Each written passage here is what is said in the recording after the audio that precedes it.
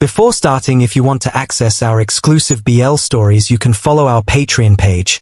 Link in the channel description. So let's begin. The truth about Arlo Tennant was never going to be found in the stolen letter. It was in his hands.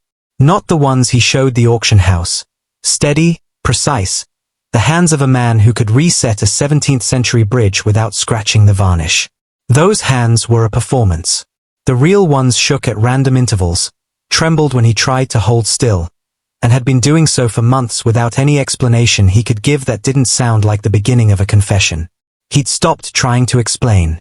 The Ashworth auction house operated on a principle of absolute control. Every item catalogued. Every transaction recorded. Every person who walked through those limestone corridors understood that what happened underground stayed in the family's hands, and the family's hands were not gentle. So when the lights cut during the auction preview, Arlo did what he always did in moments of uncertainty. He stood very still and waited for the world to stabilize. He did not steal anything. But when the lights returned, he was standing closer to the provenance display than anyone else, and the letter was gone, and his hands were shaking in a way that made him look exactly like a man who had just committed a crime. The Ashworth brothers had never agreed on anything that mattered. Bram believed in leverage. Cormac believed in proof. Their father Ives had believed in neither. He had believed in the work, in the object, in the precise weight of a real thing against a forged one. He had built the auction house on that conviction, and when the stroke took his speech and most of his mobility 7 years ago, the house had passed into the hands of sons who inherited none of his patience. Bram found Arlo in the archive, pouring tea into a cup he would never drink. "You look terrible." Arlo didn't look up. "I didn't take the letter." "I know." Bram set down the tray with practiced ease. "I also know that Cormac is going to tear this building apart looking for answers, and you're the most convenient loose thread." Which was how Arlo Tennant, quiet violin restorer with no criminal record and no family connections, became the only subject of the Ashworth family's internal investigation. The interviews were not violent. That was almost worse. Cormac Ashworth questioned him in a voice that never rose above conversational. He asked the same questions in different orders, watching for the moment Arlo's story slipped. He brought in the security footage, which showed nothing useful, and the guest list, which showed no obvious suspects, and the daily logs of every item Arlo had touched in the past 6 months. Arlo answered everything. His voice did not shake. His hands did. On the third day, Cormac told him to roll up his sleeves. Arlo hesitated. "I need to see your arms." The scars were old. Thin white lines running parallel across his inner wrists, the kind that came from restraint, not self-injury. Arlo had forgotten they were there because he had spent so long not looking at them. Cormac looked. He did not ask where the scars came from. He looked at Arlo's face, then at his wrists, then back at his face. Then he stood up and poured Arlo a glass of water from his own decanter. "You're not a thief," Cormac said. "But you're hiding something, and I need to know what it is before it kills you." For the first time in 7 months, Arlo almost told the truth. The tea arrived at every interview. Bram brought it personally. The same blend, the same floral bitterness, the same insistence that Arlo drink it to calm his nerves. On the 5th day, Arlo watched Cormac's hand intercept the cup before he could reach for it. "You've been bringing this to every interview," Cormac said, not asking. Bram smiled. "He looks tired. Tea helps. Then you won't mind if I have it tested." The smile didn't waver. Not at all. The lab results came back at midnight. Cormac read them 3 times before he understood what they meant. The compound was not a poison. It was a suppressor, designed to degrade short-term memory formation and inhibit neural retrieval. It had been administered in low doses over an extended period. The cumulative effect was gradual cognitive fog, tremors, confusion, and the slow erasure of specific memory clusters. It was the same compound found in Ives Ashworth's blood work 7 years ago, dismissed at the time as a consequence of the stroke. The report included a note. The compound had to be consumed regularly to maintain efficacy. It was water-soluble and flavorless in the doses used. It was most effective when delivered in something the victim drank every day. Cormac went to find Arlo and found him in the restoration workshop, staring at a half-finished violin without touching it. "I need to tell you something," Cormac said. Arlo looked up. His eyes were tired. His hands were still. "I know who's been poisoning you." Arlo did not react. That was the worst part. He sat there, still as a hunted thing, and said nothing. "It's Bram." A pause. Then, quietly, "I know." "Then why didn't you?" "Because I didn't know if I could trust you." The words hung between them. Cormac sat down across from Arlo. The workshop was small, cluttered, smelled of varnish and old wood. This was where Arlo had spent most of his time, surrounded by instruments that had outlived their original owners, restoring things that would never be played by the hands that first held them. "I don't remember most of what happened before I came here," Arlo said. "There are gaps. Years of gaps. I thought it was stress. I thought I was losing my mind. You were being silenced." "Yes. By my brother." "Yes. You know why." Arlo's hands tightened on the violin in his lap. "I know what your father told me. I know what I saw. The problem is that I can't remember which parts I'm allowed to say out loud and which parts will get me killed." The night was quiet. The auction house was closed. The security guards had been dismissed. The building was empty except for the two of them and the instruments that waited in their cases, holding their own secrets. Cormac said, "Start at the beginning. Tell me what you remember."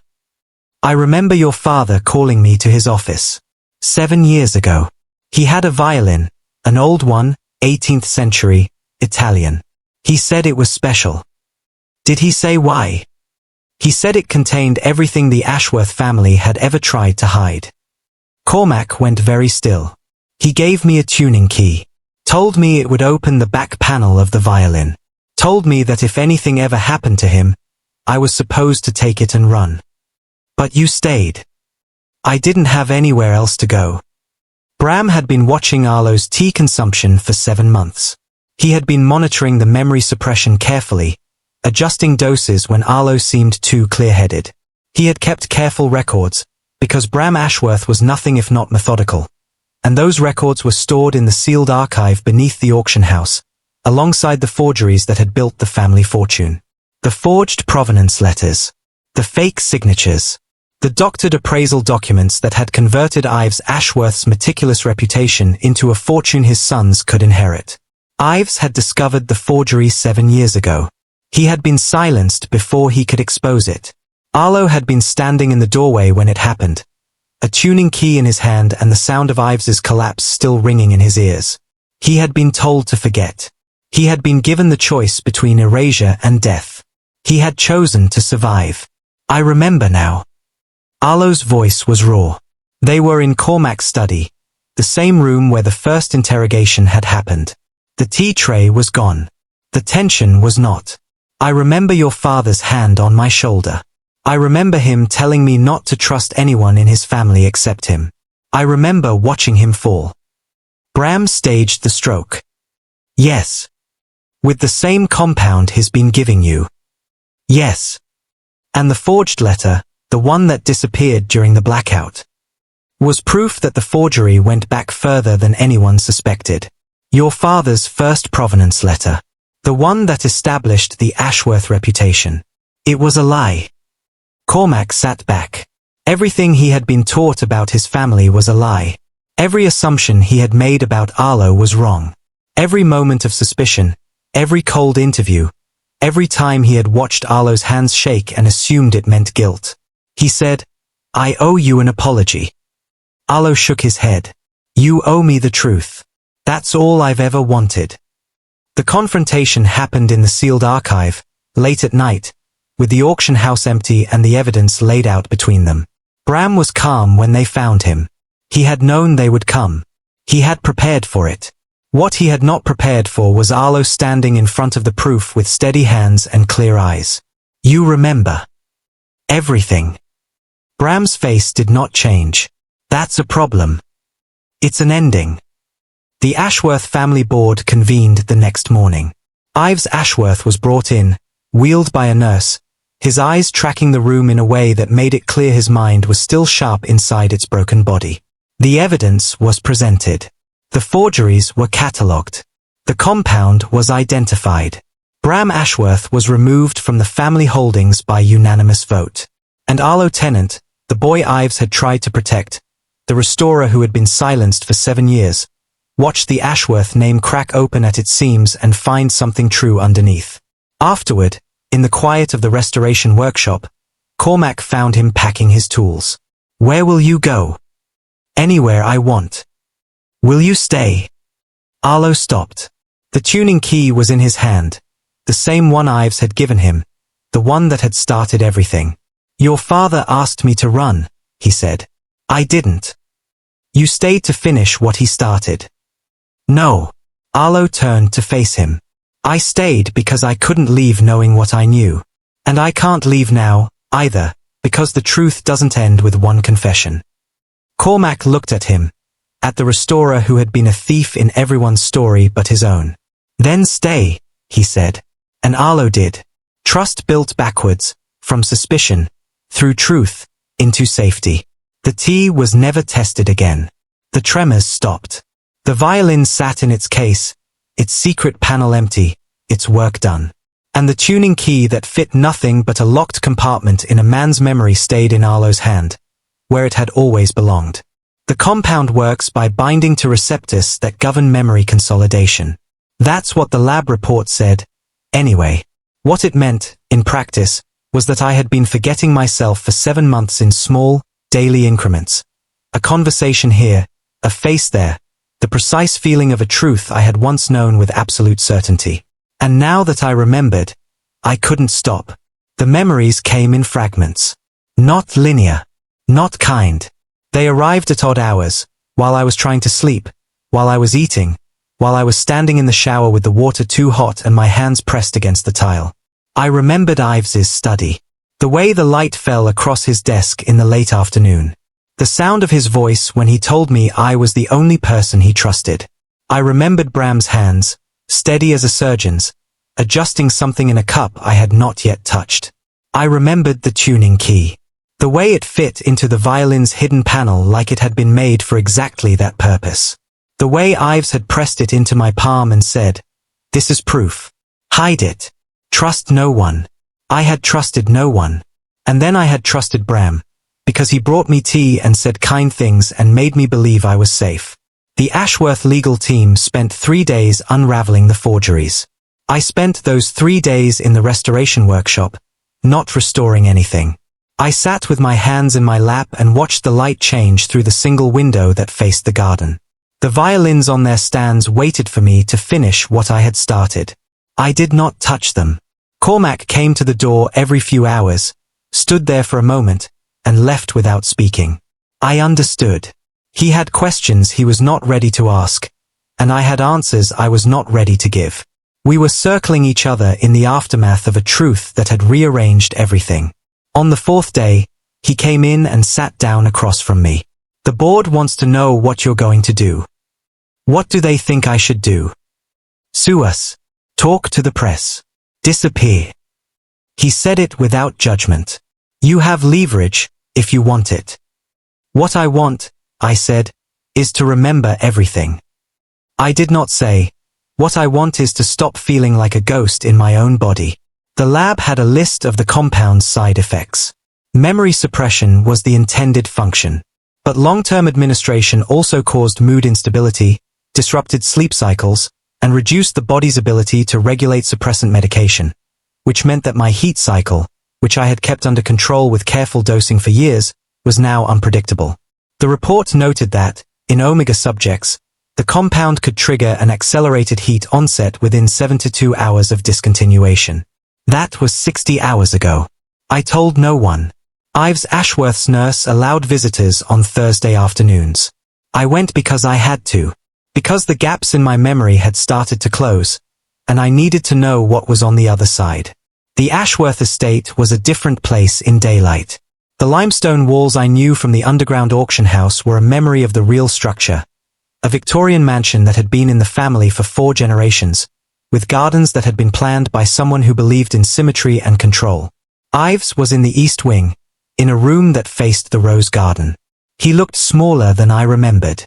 The stroke had taken the left side of his body and most of his speech, but his eyes were the same, sharp, watchful. The eyes of a man who had built an empire on knowing what was real. I sat in the chair beside his bed and told him everything. The compound. The forgeries. The 7 months of forgetting. The way Bram had smiled while handing me cups of tea. Ives did not react. His right hand moved slightly on the blanket. I took it as permission to continue. Your tuning key, I said. I still have it. I kept it hidden all this time. I didn't remember why until the compound cleared. His fingers tightened around mine. I think I was supposed to use it. You wanted me to expose the forgeries. But I couldn't remember what I knew, and by the time I did, I stopped. His eyes were wet. Not tears, something else. Relief, maybe. Or grief for the time we had both lost. I'm sorry I couldn't protect it, I said. He shook his head. The movement was small, but deliberate. Then he lifted his right hand and placed it over his heart. I understood. It was always supposed to be you. I left the east wing at twilight. The garden was empty. The house was quiet. I stood in the driveway for a long moment, trying to find my bearings, and then I realized I had forgotten which way led back to my apartment. The compound had done that, too. Spatial disorientation. Losing familiar routes. Standing in places I should have known and feeling like a stranger. I was still standing there when a car pulled up beside me. Cormac Ashworth rolled down the window and said, "Get in." I got in. We drove in silence for 10 minutes. I watched the Ashworth estate disappear in the rearview mirror and did not ask where we were going. At this point, I had stopped questioning the things that happened to me in the gap between what I remembered and what I was learning. He pulled into a parking lot outside a building I recognized, the lab where the tea analysis had been conducted. You need to see something. Inside, the lab was empty except for a technician who handed Cormac a file and left without a word. The compound, Cormac said, opening the folder.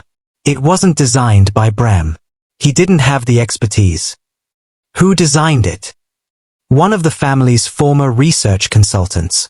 Hired 7 years ago, paid in cash, never formally recorded. For what purpose? The compound was originally developed for memory suppression in witnesses. The family had used it before, on people who knew too much about the provenance history. I felt my blood go cold. Including your father. I don't know. The consultant disappeared 6 years ago.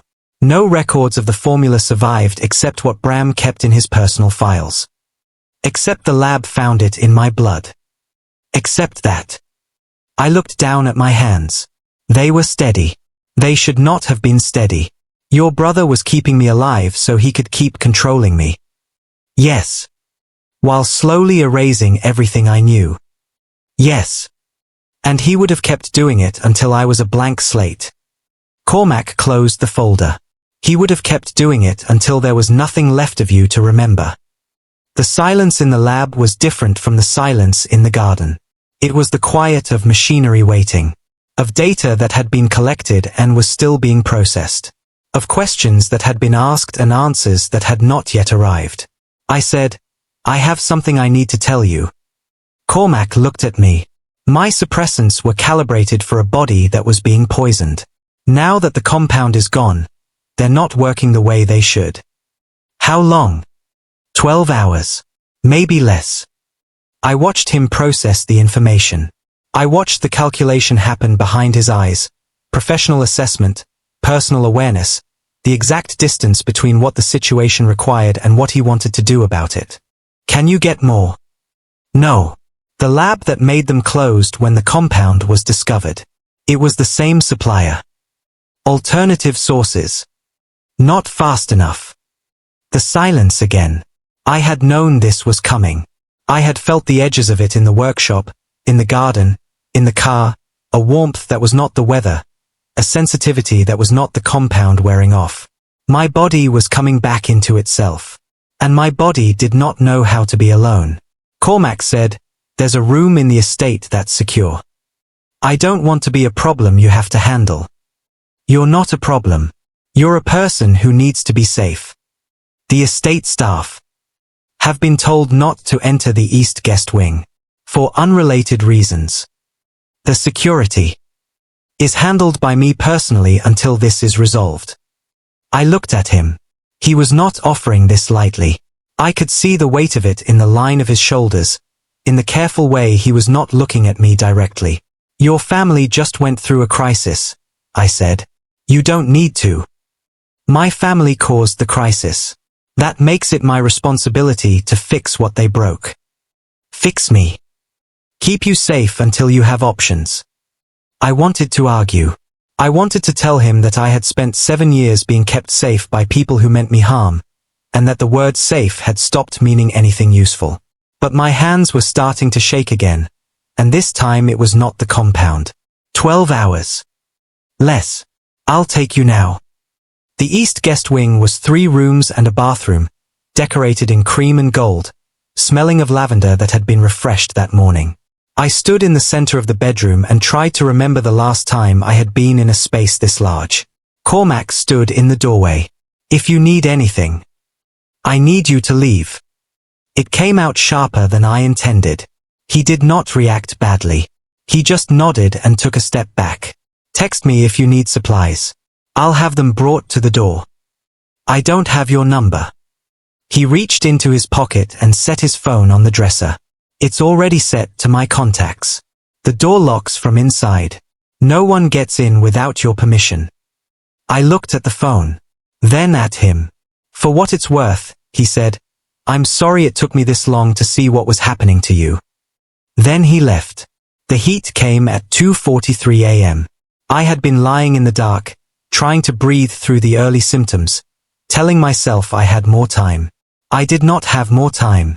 The suppressants left my system around 2:30. The heat followed like something that had been waiting for permission. I sat up. My skin was too warm. The air was too cold. Every surface in the room was suddenly the wrong texture, and I could feel my pulse in places I had been trained to ignore. I had been alone for every heat since I was 16. I had never asked for help. I reached for the phone. I need you. I sent it before I could stop myself. The response came in seconds. I'm coming. He knocked first. Twice. Then he opened the door. My heat. I know. I didn't ask you to be here for this. You didn't have to.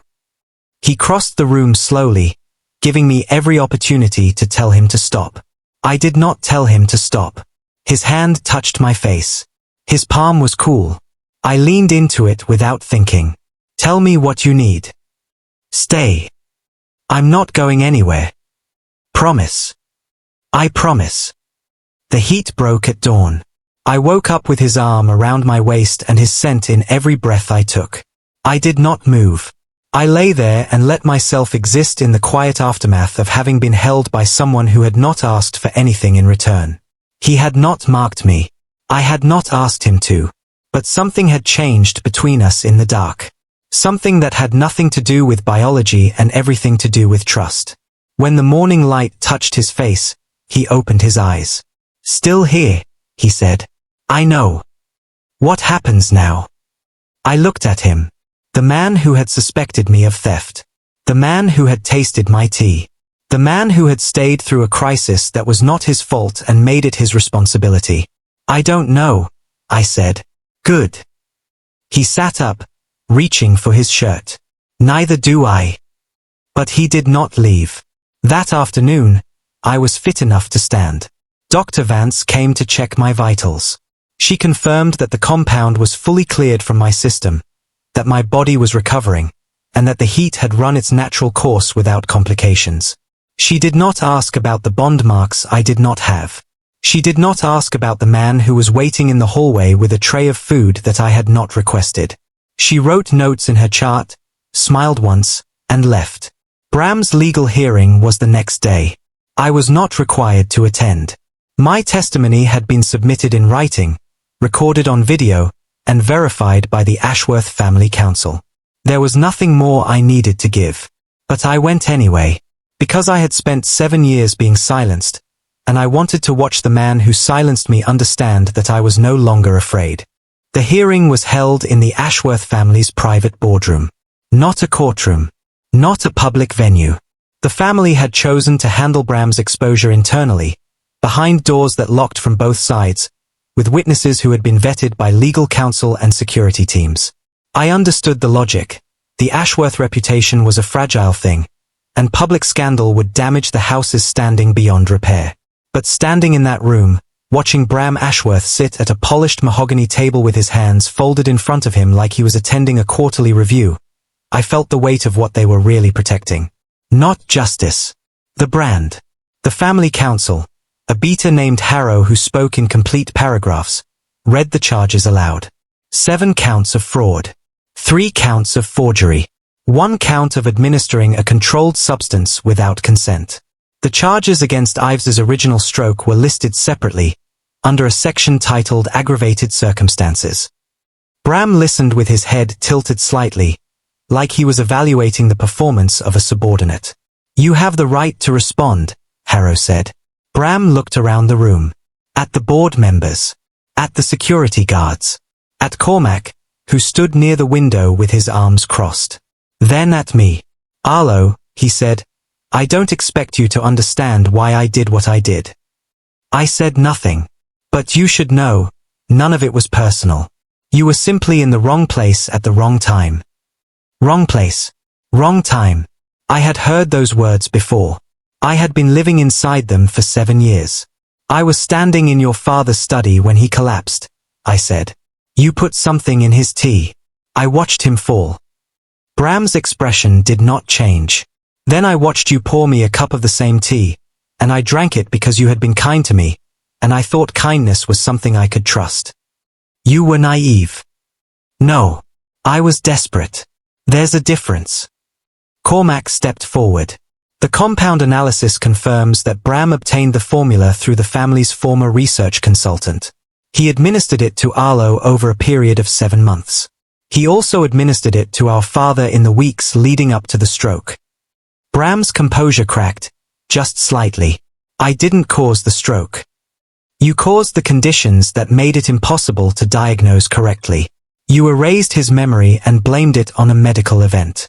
You made him unable to defend himself. I made him safe. You made him a prisoner." I remembered Ives's hands. Not the way they were now, still, pale, resting on blankets, but the way they had been when I first met him. Steady. Precise. The hands of a man who had spent decades handling objects that could not be replaced. He had trusted me because I was nobody. A restorer with no family connections, no political ambitions, no reason to betray him. He had given me the tuning key and told me to hide it, and I had hidden it so well that I forgot where it was. I had hidden it in my own silence. And Bram had used that silence as a weapon. "You were going to keep me alive," I said, "but not conscious. Not remembering. You were going to keep me functional enough to work, obedient enough not to ask questions, and drugged enough never to find the key." Bram did not deny it. "I needed time," he said. "The forgeries were already in place. The provenance chain was established. I just needed your memory to stay quiet long enough for the trail to go cold. And when the trail didn't go cold, I would have adjusted the dosage." The room went quiet. I felt the words land in my chest like something heavy and cold. Adjusted the dosage. The clinical phrase for increased the poison until the witness was no longer a problem. "You would have killed me. I would have made you comfortable first." The board deliberated for an hour. I spent that hour in the hallway, leaning against the limestone wall that I had passed every day for 7 months without understanding what it was built on. The Ashworth fortune.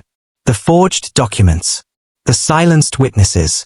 The compound in my blood that had kept me docile and forgetful while the family's secrets piled up around me. Cormac came out twice. The first time, he handed me a cup of water. The second time, he stood beside me in silence and waited. How much trouble is he in? Enough. Is that a legal answer or a family answer? Both. I nodded. I had expected as much. The Ashworths had been handling their problems internally for generations. Bram might lose his position, his access, his inheritance, but he would not lose his freedom. The family would not allow it. Would you prefer he go to prison? I thought about it. I'd prefer he understand what he took from me. He can't. He's incapable of that kind of understanding. Then it doesn't matter where he ends up. The verdict was announced at 4 p.m. Bram Ashworth was removed from all family holdings. His voting rights were suspended indefinitely. His access to the auction house and its archives was revoked. He was required to vacate the estate within 30 days and was prohibited from contacting any member of the family or its employees for a period of 5 years. There was no mention of criminal charges. I had known this was coming. I had prepared myself for it. But hearing it said aloud, knowing that Bram would walk out of that building and into the world with his freedom intact, I felt something crack open inside me that I had been holding closed for 7 years. Not anger. Grief. I had been erased from my own life, and the system that was supposed to hold people accountable had chosen reputation over justice. I walked out of the building before the official statements were released. Cormac caught up with me in the garden. Arlo. I kept walking. Arlo, stop. I stopped. I did not turn around. I know it's not what you wanted. What I wanted was to have someone believe me before I had to prove it. You were believed. Not soon enough. The silence stretched. I heard him take a step closer. I can't change what the board decided, but I can offer you something else. I turned. He was holding the tuning key. My father gave this to you. It's yours. I looked at the key. It was old brass, worn smooth from handling. It had been in my pocket for 7 months while I forgot why it mattered. Keep it, I said. I don't know what it opens anymore. It opens a violin in the sealed archive. The one my father kept in his office. The one that contains the original provenance documents. The ones that prove the forgeries were not your fault. I stared at him.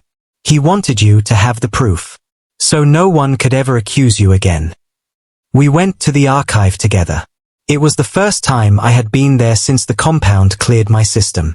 The room was the same, temperature controlled, humidity monitored, filled with shelves that held the Ashworth family's most valuable objects. The violin was in a case at the far end, behind a panel that required both a key and a code. Cormac entered the code. I inserted the tuning key. The panel opened. Inside was a violin I had never seen before, an 18th century Italian instrument with a dark varnish and a crack running from the bridge to the tailpiece. It looked damaged. It looked ordinary. It was not ordinary. I lifted it carefully, felt the weight of it, and turned it over. The back panel had a small seam I had been trained to spot. I pressed along it until the seam gave way, and the compartment opened. Inside were documents. Handwritten. Signed by Ives Ashworth. They described every forgery the family had ever committed. Every fake provenance letter. Every doctored appraisal. Every piece of art that had been sold with a story that was not true, including the letter that had vanished during the blackout. I read them in silence. Cormac stood beside me and did not speak. When I finished, I looked at him. Your father kept this hidden for 7 years. He kept it hidden to protect you.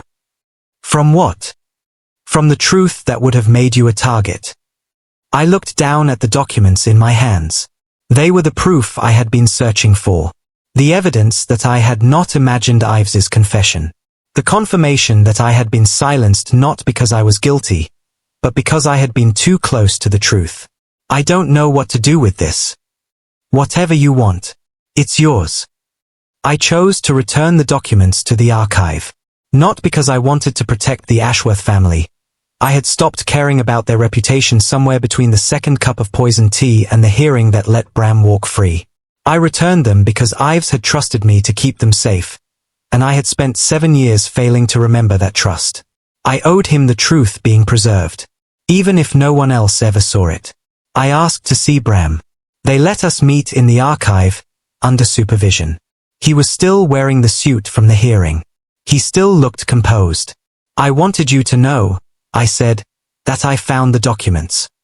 I know. The board told me. And I wanted you to know that I'm not going to use them. He blinked. the first crack in his composure. Why not? Because using them would mean letting you define the rest of my life. I placed my hands flat on the table between us. You took 7 years from me. I'm not giving you any more.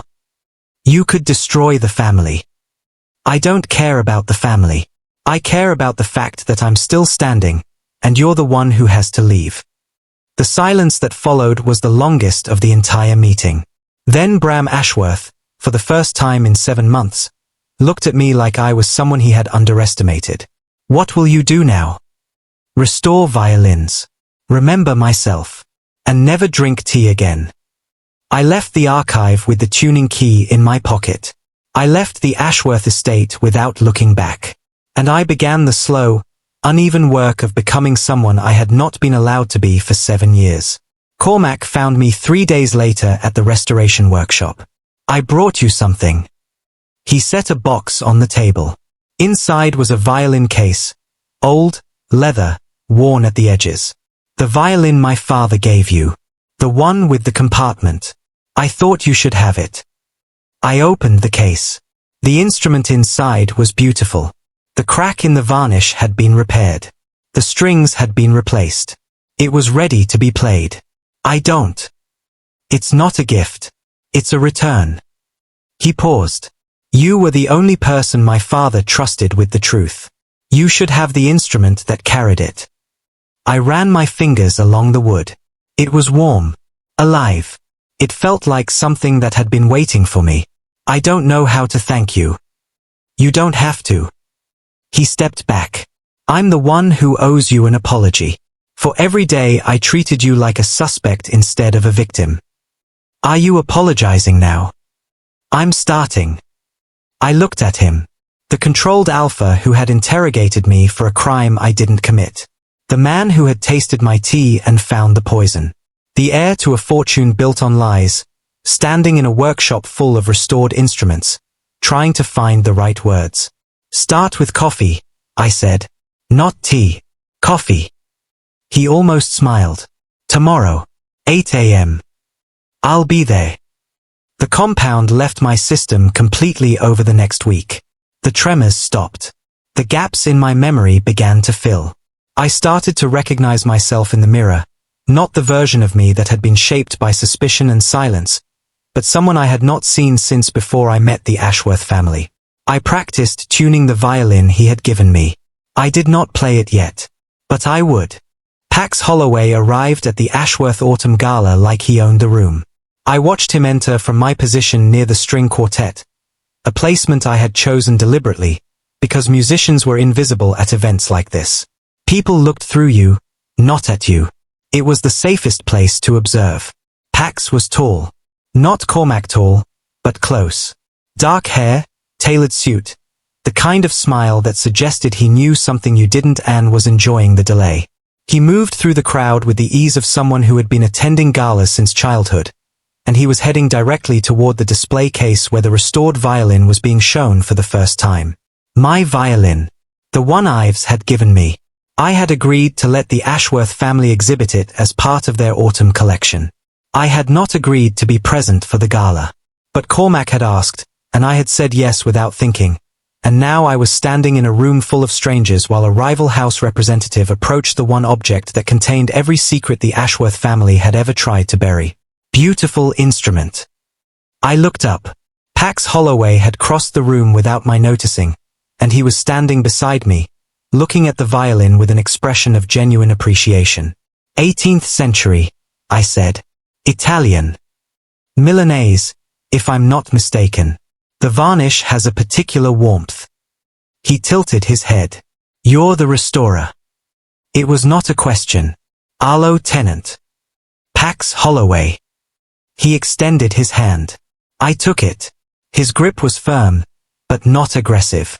I've heard your name several times in the past few weeks. You've been busy. Restoring instruments. That's all.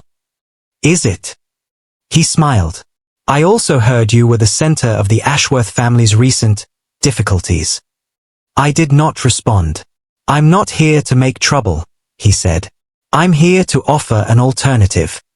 He reached into his jacket and pulled out a card, creamy paper, embossed lettering, the Holloway House crest in silver.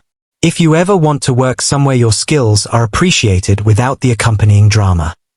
He placed the card in my hand, closed my fingers around it, and walked away.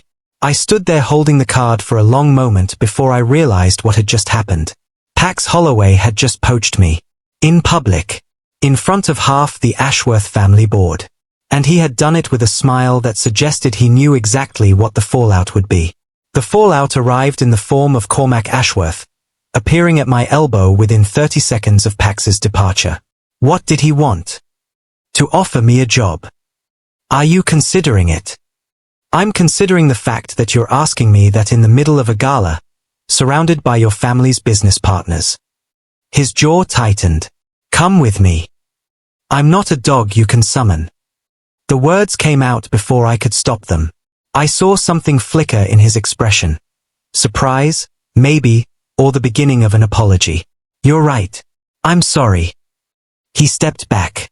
Can I speak with you privately, when you have a moment? I looked at the card in my hand. Looked at the violin in its case. Looked at the room full of people who had spent the past month debating whether I was a thief or a victim. I'll meet you in the East Corridor in 10 minutes. I did not go to the East Corridor. I went to the garden, because I needed air, and because standing in a room full of wealthy strangers while holding a job offer from a rival house had made me feel like I was being pulled in two directions at once. The garden was empty. The night was cold. I sat on a bench near the fountain and tried to breathe. The card was still in my hand. The Holloway crest gleamed in the moonlight. An alternative. A way out of the Ashworth orbit. A chance to work somewhere my name was not attached to a scandal. I was still holding it when Cormac found me. I waited in the corridor. I changed my mind. Clearly. He sat down on the other end of the bench. Not close. Not far. The distance of someone who was learning to respect boundaries. Pax Holloway is known for opportunistic recruitment. He saw a chance to weaken the Ashworth reputation by offering you a position. I know. You know that working for the Holloways would mean. I know what it would mean. I turned the card over in my fingers. It would mean leaving the Ashworth house entirely. It would mean cutting ties with your family's history and starting fresh somewhere my name isn't associated with forgery and poison. Is that what you want? I did not answer immediately. I don't know what I want. I haven't been allowed to want anything for 7 years. The silence settled between us. The violin, Cormac said finally. The one my father gave you. I saw you looking at it during the gala. Of course I was looking at it. It's the only thing I have that proves I'm not crazy. Will you play it? I don't know how. You restore them. You've never played one. I was never taught. He looked at me. Something shifted in his expression. A calculation I could not read. I can teach you. I stared at him. If you want. Not because you owe me anything. Because the instrument deserves to be heard. And you deserve to be the one who makes it sound. I did not answer him that night.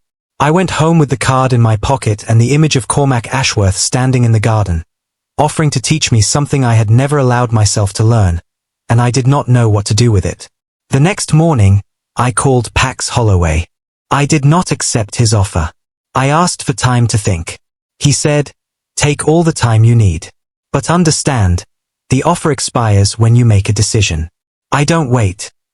I understood. That afternoon, I went to the workshop. The violin was there, in its case, waiting for me.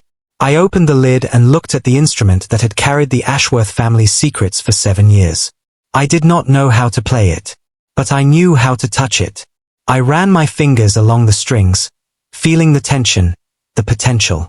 It was an instrument built to make sound. It had been silent for too long. I closed the case.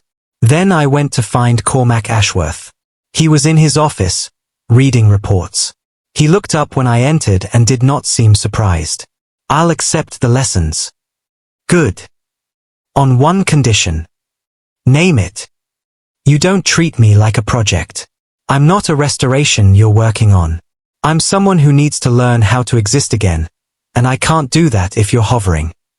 I can hover at a distance. That's not what I'm joking.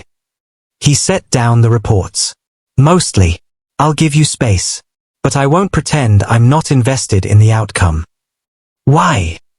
Because you're the first person in 7 years who made my father trust anyone.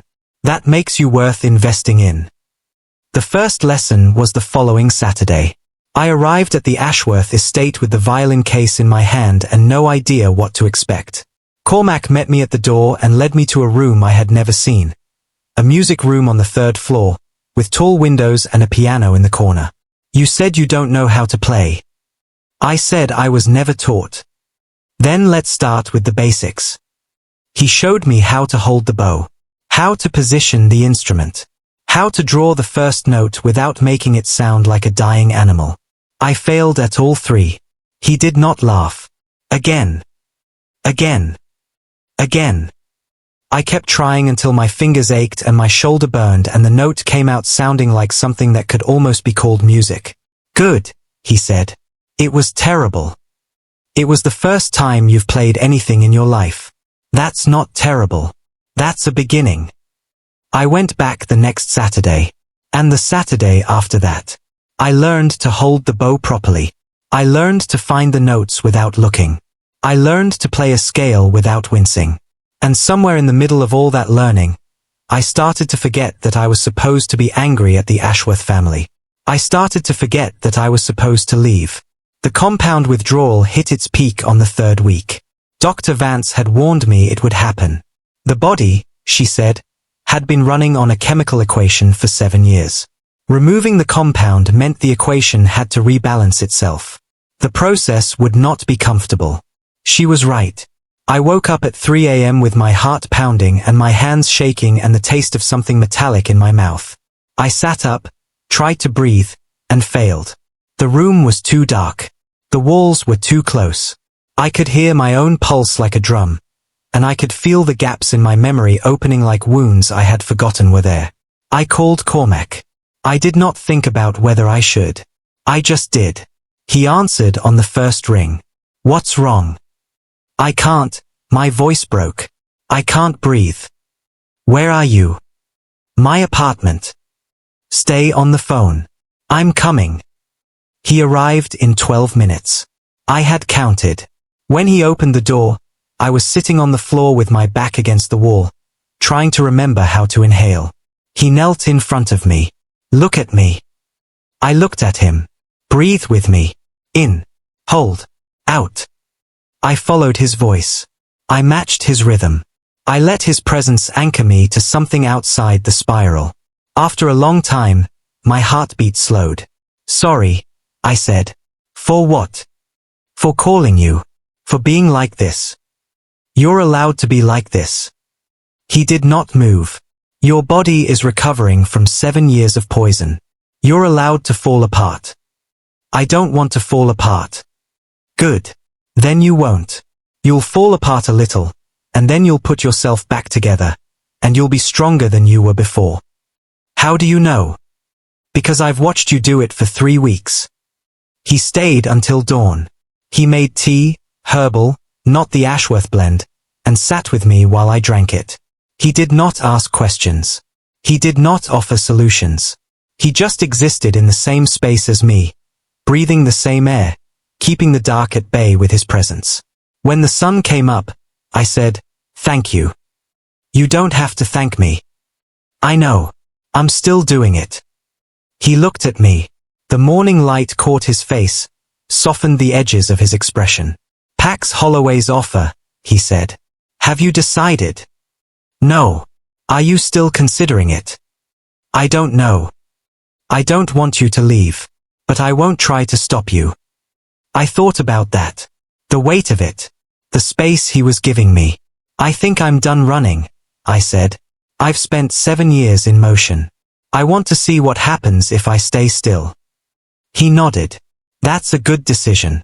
Whatever comes after it. The next lesson, he taught me to play a song. A simple one. A folk melody I had heard somewhere, years ago, before the compound took everything. I played it wrong 6 times. On the 7th, I played it all the way through without stopping. It was not beautiful. It was not perfect. It was just sound, moving through an instrument that had been silent for too long, shaped by hands that were learning to trust themselves again. When I finished, I looked at him. He was watching me the way you watch something you are afraid to lose. "Play it again," he said. I did. The Holloway offer expired on a Thursday. I had known it was coming. I had spent 3 weeks pretending I was still deciding, but the truth was simpler than I wanted to admit. I had already chosen. I just hadn't said it out loud. I called Pax Holloway at 9 a.m. "I'm staying." He did not sound surprised. "I thought you might say that." "Then why make the offer?" "Because I wanted to see what you would choose." A pause. "The Ashworths don't deserve you, Arlo. But if you're choosing them anyway, make sure they earn it." He hung up before I could respond. The Autumn Collection exhibition ended on Saturday. I was there for the closing, standing near the back, watching the violin be packed into its case by someone else's hands. I had decided, a week earlier, that I would never lend it out again. It had spent too long being handled by people who did not understand what it carried. Cormac found me after the last guests left. "You look tired." "I'm not tired. I'm done." "Done with what?" "Done with being the object of other people's decisions."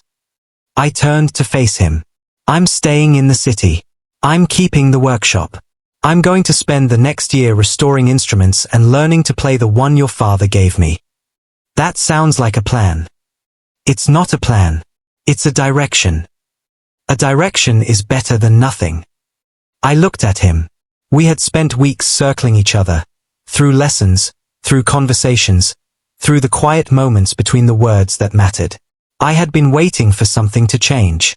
I had been waiting for permission to want what I wanted. I stopped waiting. "I need to tell you something." "I'm listening." "Pax Holloway's offer. I turned it down because of you." He went very still. "Not because I feel obligated. Not because I'm scared to leave. Because staying near you feels like the first thing I've chosen for myself in 7 years." He did not move. He did not speak. "You don't have to say anything," I said. "I just needed you to know." The silence that followed was the loudest thing that had ever happened between us. Then Cormac Ashworth crossed the distance between us and kissed me. It was not gentle. It was not careful. It was the kind of kiss that came from someone who had been holding something back for too long and had finally stopped caring about the cost. I kissed him back. I kissed him back like I had been waiting for it my whole life, which maybe I had. He pulled back first. "I should have done that 3 weeks ago." "Yes, you should have. I was waiting for you to be ready." "I've been ready. I just didn't know how to tell you." He looked at me, really looked, like he was seeing me for the first time without the weight of suspicion or obligation. "Now what?" "Now we figure it out." I reached for his hand. "Together." We figured it out slowly. There was no grand declaration. No sudden shift. Just days that turned into weeks, and weeks that turned into the first real rhythm I had known since before I met the Ashworth family. I restored instruments. I took lessons. I learned to play the violin badly, then less badly, then almost well. Cormac came to the workshop on evenings when the auction house closed early. He sat in the corner and watched me work. He did not hover. He existed, quietly, in the same space as me. I started to believe I was allowed to exist, too. The first time I played the entire song without a single mistake, I was alone. It was late. The workshop was empty. The violin was warm in my hands, and the notes came out the way they were supposed to. Clean, steady, whole. I stopped at the end of the piece and sat in the silence. The instrument had spoken. I had listened. I put the violin back in its case and went to find Cormac. He was in his office, reviewing documents. He looked up when I entered. Good timing. I was about to. I played the whole song. He stopped. No mistakes. From beginning to end. He set down his pen. How did it feel? Like I was finally saying something I had been holding in for years. He nodded.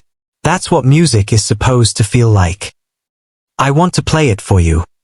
Whenever you're ready. I'm ready now. We went to the music room. I opened the case. I lifted the violin. I positioned the bow. And I played. The sound filled the room. It was not perfect. It was not polished. But it was mine. Every note shaped by hands that had spent months learning to trust themselves. Every phrase carried by an instrument that had held secrets for longer than I had been alive. When I finished, there was silence. Then Cormac said, "That was worth waiting for." And I knew, finally, that I believed him. 2 months after the compound cleared my system, I received a letter. It was delivered to the workshop by hand. No return address, no sender. Just a plain envelope with my name in handwriting I recognized. I opened it. Inside was a single sheet of paper, folded once. Arlo, I do not expect forgiveness. I do not deserve it. But I wanted you to know that I understand. Now, what I took from you. Your memory is not a weapon I can return. But I have stopped trying to forget what I did. Wherever you are, I hope you are playing that violin. Bram. I read it twice. Then I set it on fire in the workshop's small fireplace and watched it turn to ash. I did not tell Cormac. I did not tell anyone. Some things did not need to be shared. The day I finished restoring the last violin in my backlog, Cormac came to the workshop with a question. The Ashworth family board has an opening for an independent restoration consultant. I'm listening. They want someone who is not employed by the family. Someone who can authenticate pieces without conflict of interest. That sounds like a difficult position to fill. Which is why I recommended you. I set down my tools. You're asking me to work for the family that spent 7 years trying to erase me. I'm asking you to work beside the family. There's a difference. He paused. You would have full autonomy. Your own schedule. Your own rates. And you would never have to touch anything you didn't choose to touch. I thought about it. The weight of the offer. The trust it required. Your father, I said. Would he approve? He designed the position. 7 years ago. He wanted you to have it. I looked at the violin in its case. At my hands, steady for the first time in months. At the man standing in my doorway, offering me something I had never expected to receive. When do I start? The position began the following Monday. I did not move into the Ashworth estate. I kept my workshop, my hours, my independence. But I went to the auction house 3 days a week to authenticate pieces that had been flagged for provenance review. It was quiet work. Precise work. The kind of work that required me to pay attention to details other people missed. I was good at it. And for the first time in 7 years, I was trusted. The violin sat in its case in the workshop, tuned and ready. I played it every evening before I left. Not for anyone. Not to prove anything. Just because the instrument had been silent for too long, and I had finally learned how to make it speak. Ives Ashworth died on a Tuesday, 3 months after the hearing. He went quietly, in his sleep, with his nurse beside him and the window open to the rose garden. The cause was complications from the stroke, the official report said. I knew it was something else. He had held on long enough to see the truth restored. He had held on long enough to know that I was safe. Once that was done, he had let go. The funeral was private. Family only. I was invited. I stood at the back of the chapel, wearing a suit I had borrowed from Cormac, watching the Ashworth family say goodbye to the man who had tried to protect me. Cormac spoke. The board spoke. Ives's nurse spoke, briefly, about his love of the garden. Then Cormac stood at the podium and said, My father once told me that the most valuable thing a person can own is not an object. It is a truth they have chosen to carry. He carried a difficult truth for 7 years. And when he could no longer carry it alone, he gave it to someone he trusted. He looked at me. I am grateful that person chose to stay. After the burial, I went to the garden. The rose bushes were bare. Winter was coming. The fountain had been drained for the season. I sat on the bench where Cormac had found me the night Pax Holloway made his offer. This time, I was not waiting for anything. The tuning key was in my pocket. The violin was in my hands. I had no more secrets to keep. I took out the bow. I began to play. I did not expect to hear footsteps on the gravel. The funeral had ended an hour ago. The guests had gone inside for the reception. The garden was supposed to be empty. I kept playing. Whoever it was stopped a few meters behind me and waited. I finished the phrase, the same folk melody I had been practicing for months, and lowered the bow. "You're getting better." The voice was familiar. I turned. Dr. Vance stood at the edge of the path, her coat buttoned against the cold, a folder tucked under her arm. She looked tired in the way medical professionals always looked tired, like she had been carrying information she wasn't sure how to deliver. "Did someone send you out here?" "No. I came to find you." She stepped closer. "I have something I need to give you." She held out the folder. I did not take it immediately. "What is it?" "A copy of Ives Ashworth's medical records. From before the stroke." My hands went cold. "Why do I need to see those?" "Because I found something I missed the first time." She paused. "There's a reference to a trust. Established 7 years ago, 3 weeks before Ives collapsed. Sole beneficiary listed, Arlo tenant." The folder hung between us. "He set up a trust for me. He set up a trust for the person who would find the tuning key. He didn't name you explicitly. The documentation references the bearer of a specific object. But given that you're the only person who has that key, the trust is mine." "Yes." I took the folder. It was heavier than it looked. "How much?" "Enough to buy the workshop. And the building it's in. And the building next to it." She smiled slightly. Ives believed in preparation. I did not open the folder that night. I went back to my apartment, set it on the kitchen table, and stared at it for 2 hours without touching the seal. The trust meant I had options. Real options. The kind of options that did not depend on the Ashworth family's goodwill or Cormac's interest or Pax Holloway's offers. It meant Ives had been planning for my survival longer than I had known. I opened the folder at midnight. The documents were exactly what Dr. Vance had described. A trust fund, fully funded, with instructions to be released to the bearer of the tuning key from Ives Ashworth's private collection. The paperwork was clean. The signatures were verified. The last page was a handwritten note. "Arlo, if you are reading this, I am no longer able to protect you. I am sorry it took me so long to make sure you would be safe. Do not let what happened here make you afraid to trust. You were right to trust me. You were right to stay. You were right to remember. Play the violin. It has been waiting for you. Ives." I read it until I could not see the words anymore. Then I set it down and cried for the first time in months.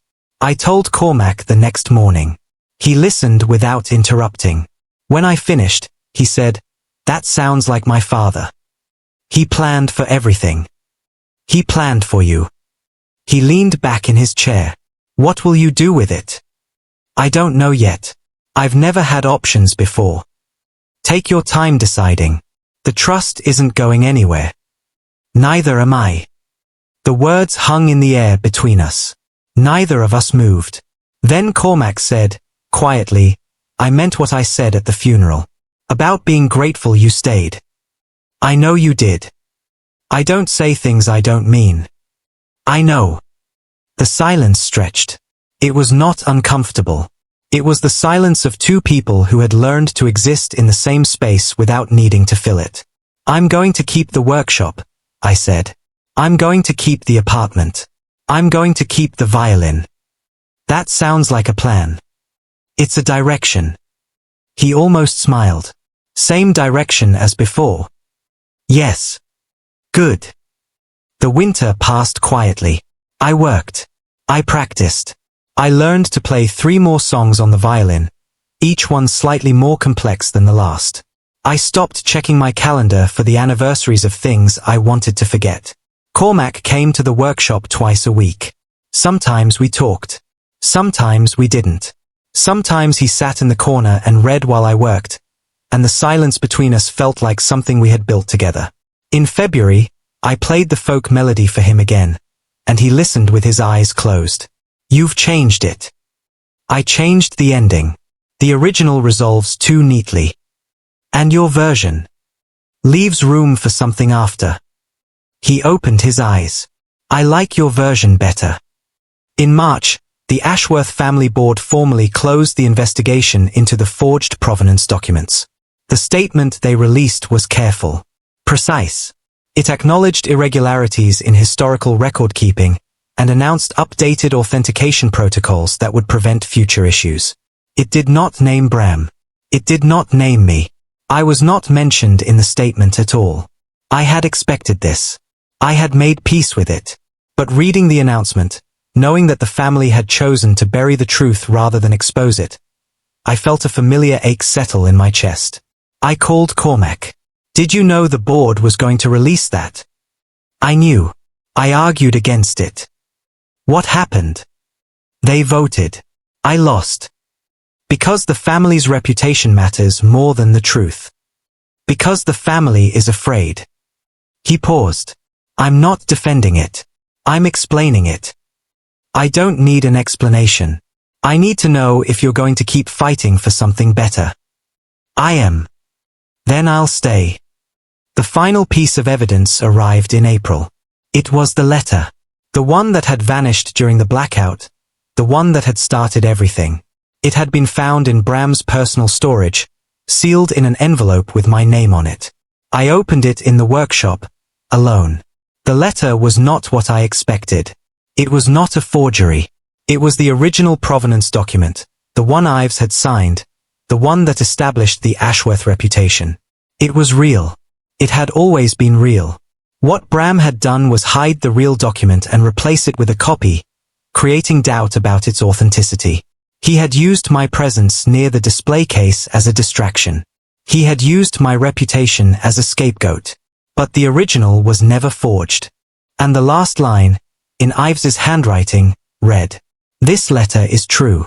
I swear it on the instruments I have restored and the hands that restored them."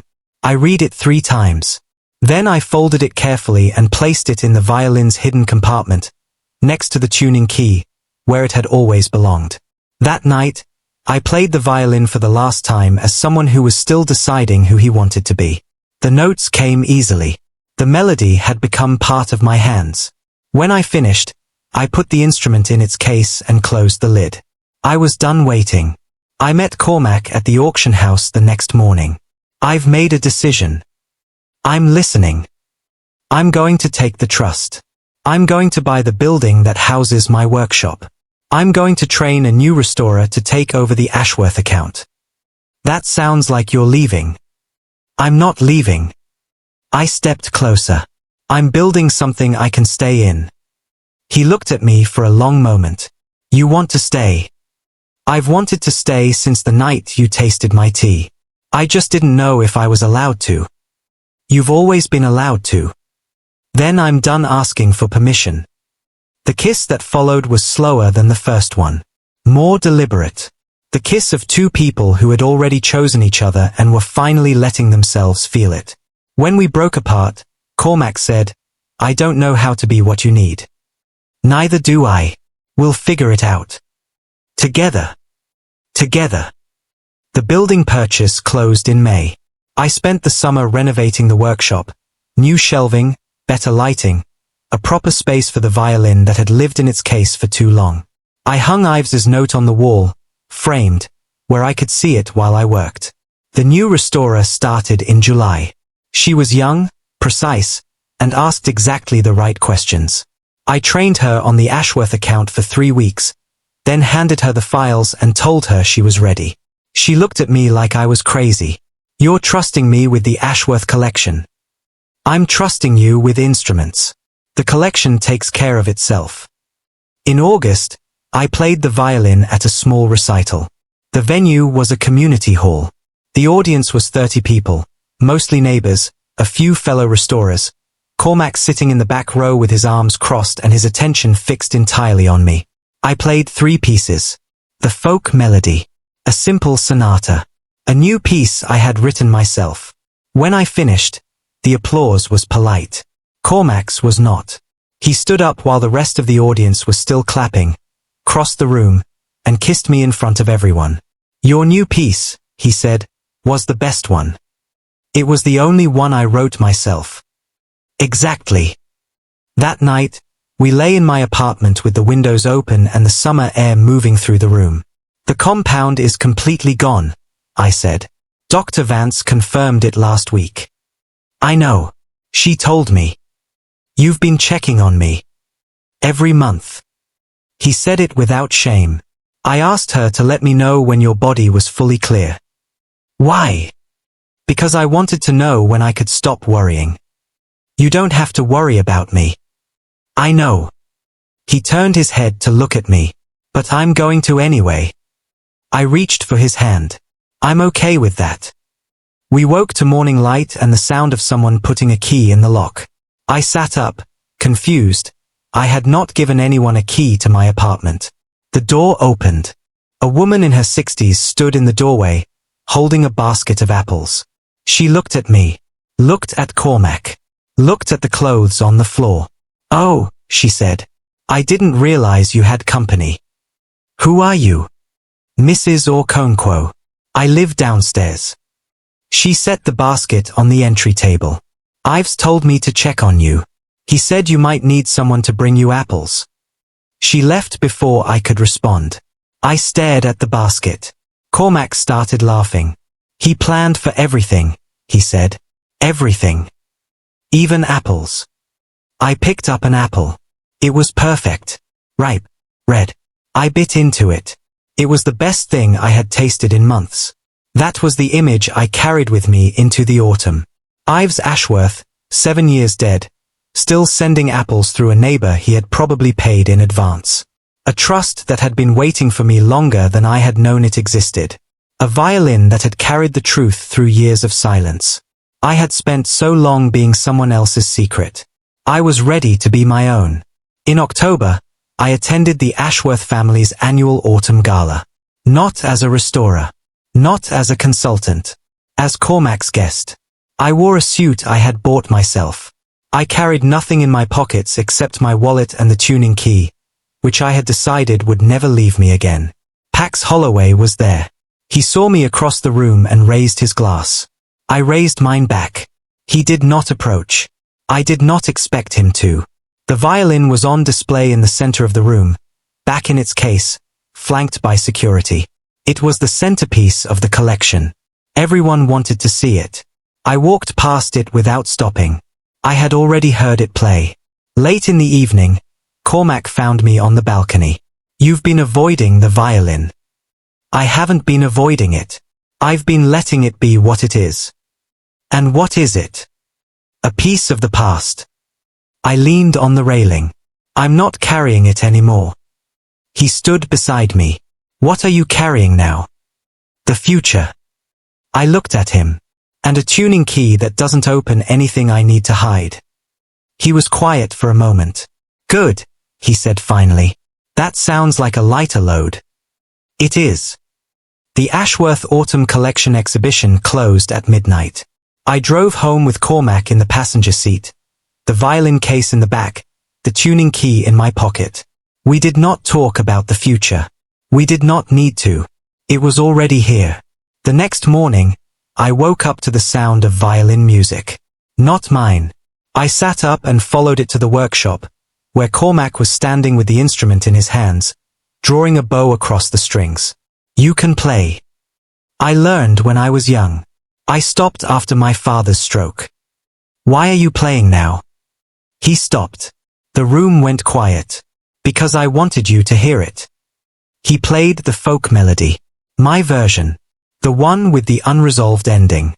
When he finished, he set the violin in its case and looked at me. "I'm not going anywhere." Neither am I. I did not mark the anniversary of the compound entering my system. I did not count the days since the hearing. I did not remember the date of the blackout. I had other things to hold on to now. The violin sits in its case in the workshop. I play it every evening. Sometimes Cormac plays it with me. Sometimes we sit in silence, the instrument between us, and listen to the night. I left the tuning key in the violin's compartment. It doesn't open anything I need to hide anymore. The documents are still there. The truth is still preserved. But I don't carry it the way I used to. I carry the music instead. It's lighter.